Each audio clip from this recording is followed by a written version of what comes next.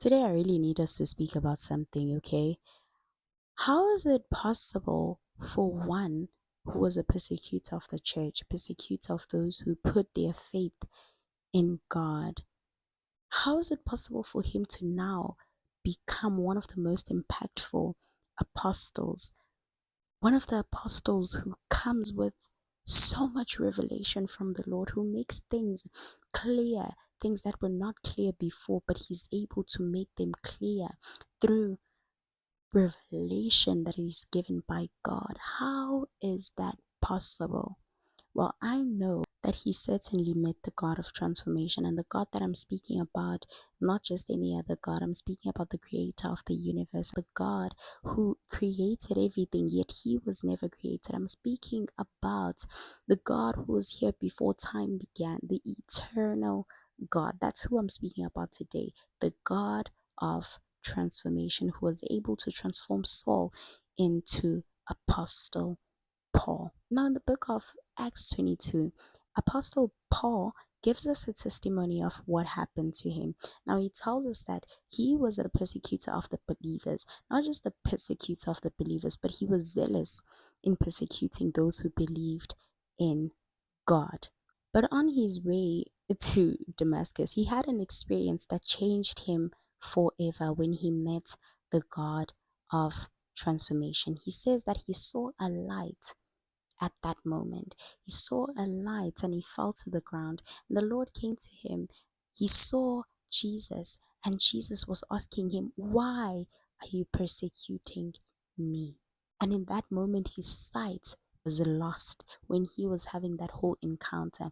And now the Lord had made a plan for him. He already told Ananias that he's going to meet a man, right, who lost his sight, and he must let him know the will that God has for him, which is to be a witness.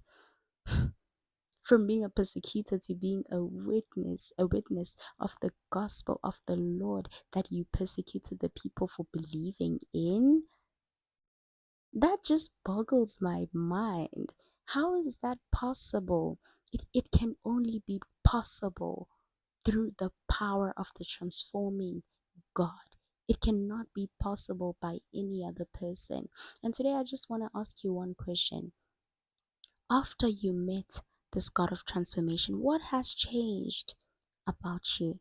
Because I know Saul changed. Even his name changed from being Saul to being Apostle Paul. He changed his way of thinking, he changed his speech.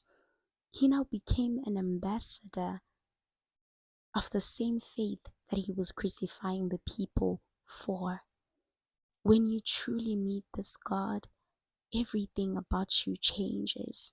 It has to change. Your thought patterns, the way that you used to think, your words, the way that you used to carry yourself, it changes because now you have met the God of transformation who's able to transform through the power of his word. In Romans 12 verses 2, he says that we mustn't be conformed to the patterns of the world, but we must be transformed by the renewing of our minds. But what does that mean? It means that his word has the power to bring transformation by way of renewing our minds, by way of it transforming the way that we used to think before, by way of taking out the old mindsets, the old ways that we used to think in, and putting in the Word of God in our minds,